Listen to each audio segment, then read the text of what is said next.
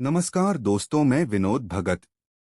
आज मैं आपके सामने सिर्फ एक रिपोर्ट लेकर नहीं आया हूं, बल्कि एक सच्चाई, एक ऐसी सच्चाई जिसे हम सब देख रहे हैं लेकिन मानना नहीं चाहते। आज सुबह मैंने काशीपुर से कार में सफर शुरू किया। गंतव्य था देश की राजधानी दिल्ली और फिर साइबर हब यानी गुरुग्राम। लगभग 3 राज्यों से होकर यह यात्रा तय की। उत्तराखंड, उत्तर प्रदेश और फिर दिल्ली हरियाणा का क्षेत्र। सड़कें शानदार थीं, हाईवे चौड़े और चमचमाते थे। हर तरफ विकास के प्रतीक दिखाई दे रहे थे। फ्लाईओवर, मेट्रो लाइनें, गगनचुंबी इमारतें, सब कुछ देखकर लगा कि भारत सच में आगे बढ़ रहा है। लेकिन जैसे ही कार नोएडा पार करके दिल्ली की सीमा में दाखिल हुई, दिल दहल गया। हवा में जो धुंध थी वो केवल धुंध नहीं थी, वो हमारे कर्मों की कीमत थी। हम प्रगति की बात करते हैं, गर्व से कहते हैं कि भारत बदल रहा है, पर क्या आपने कभी सोचा है किस दिशा में बदल रहा है? यह जो धुंध है, यह सिर्फ कोहरा नहीं है। यह उस हवा का परिणाम है जिसे हमने जहर से भर दिया है। वो जहर जो हमारे कारखानों से निकलता है, हमारी गाड़ियों से निकलता है और सबसे ज्यादा हमारी लापरवाही से निकलता है। जब मैं सड़क पर चल रहा था तो नीचे चमकती गाड़ियों की कतारें देखकर गर्व हुआ कि देश आगे बढ़ रहा है। लेकिन जैसे ही आसमान की ओर नजर उठाई तो हृदय कांप उठा, क्योंकि वहां आसमान नीला नहीं था, धूसर था। वो नीला आसमान जिसे हम बचपन में देखा करते थे, अब सिर्फ तस्वीरों में बचा है। क्या यही है हमारी प्रगति? हम भूल गए हैं कि प्रकृति सिर्फ हमारे उपयोग के लिए नहीं है, वो हमारी जीवन रेखा है। आज हमारे बच्चे जन्म लेते ही मास्क पहनने लगे हैं। बुजुर्ग जिन्हें सांस लेने में मुश्किल होती है, वे अब घरों में कैद हो गए हैं।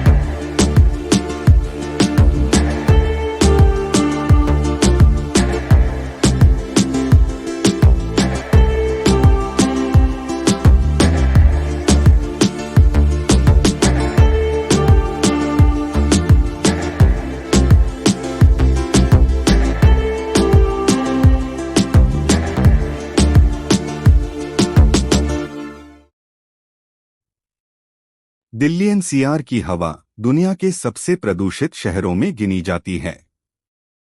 AQI यानी एयर क्वालिटी इंडेक्स कई जगहों पर 400 से ऊपर पहुंच गया है, जो सीवियर श्रेणी में आता है। इसका मतलब है हर सांस के साथ आप जहर अंदर खींच रहे हैं। सोचिए, हमने अपने बच्चों को कौन सी दुनिया देने का वादा किया था? एक सुरक्षित भविष्य या एक जहरीला वातावरण? कभी दिल्ली की सर्दियां रोमांचित करती थीं, अब डर पैदा करती हैं। क्योंकि सर्दियों का मतलब अब स्मॉग सीजन बन चुका है। हमारी जीवन शैली ही अब प्रदूषण का पर्याय बन चुकी है। हम प्लास्टिक से भरे समाज में जी रहे हैं, जहां पेड़ों की जगह मॉल बन गए हैं, जहां पार्कों की जगह पार्किंग ने ले ली है। दोस्तों, सवाल ये है, अब करेंगे क्या? अगर हम चाहें तो इस धुंध को मिटा सकते हैं। हर इंसान अपनी तरफ से कुछ छोटे कदम उठाए तो आसमान फिर से नीला हो सकता है। यह वीडियो सिर्फ एक चेतावनी नहीं, एक आह्वान है। आओ धुंध से बाहर निकलें, अपने बच्चों को वही आसमान लौटाएं जो हम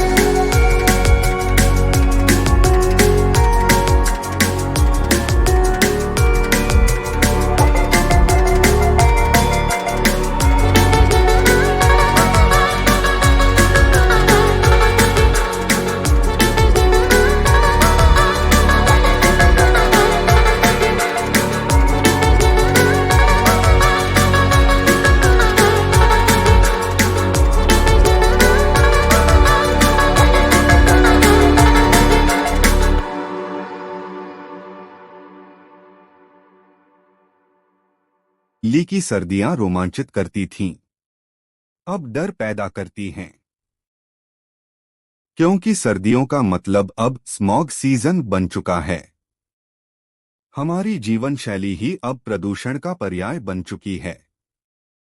हम प्लास्टिक से भरे समाज में जी रहे हैं, जहां पेड़ों की जगह मॉल बन गए हैं, जहां पार्कों की जगह पार्किंग ने ले ली है। दोस्तों, सवाल ये है, अब करेंगे क्या? अगर हम चाहें तो इस धुंध को मिटा सकते हैं। हर इंसान अपनी तरफ से कुछ छोटे कदम उठाए तो आसमान फिर से नीला हो सकता है। यह वीडियो सिर्फ एक चेतावनी नहीं, एक आह्वान है। आओ धुंध से बाहर निकलें, अपने बच्चों को वही आसमान लौटाएं जो हमने कभी देखा था। याद रखिए, प्रगति जरूरी है, पर प्रकृति के बिना प्रगति विनाश है। आज मैं काशीपुर से गुरुग्राम तक का सफर तय कर चुका हूं, पर असल सफर तो अभी बाकी है। वो सफर जो हमें स्वच्छ हवा और साफ आसमान की ओर ले जाए। आओ मिलकर वह सफर शुरू करें, अपने शहर, अपने राज्य और अपने देश के लिए। मैं विनोद भगत आपसे बस इतना ही कहना चाहता हूं, धुंध को दोष मत दो, क्योंकि वो तुम्हारे कर्मों का आईना है। आओ इस आईने को साफ करें, ताकि अगली पीढ़ी फिर से नीला आसमान देख सके। धुंध में नहीं, बदलाव में सांस लो। लाइक करें, शेयर करें और सब्सक्राइब करें ताकि जागरूकता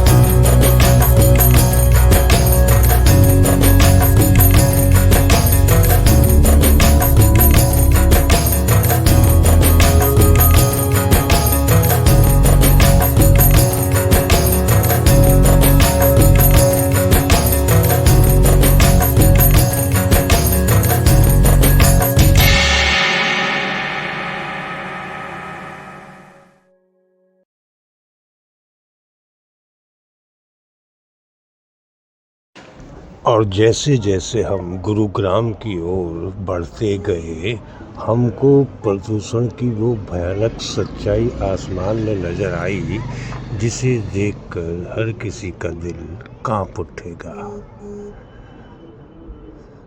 बड़ी बड़ी बिल्डिंगों को प्रदूषण के राक्षस ने अपनी चपेट में ले रखा था।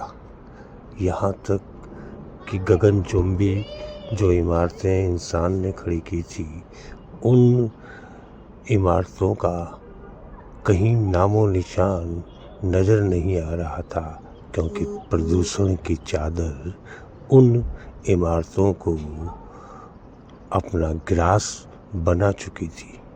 और इसी तरह से एक दिन आने वाले समय में ये प्रदूषण का राक्षस मानव और मानवता को अपना ग्रास बनाने जा रहा है।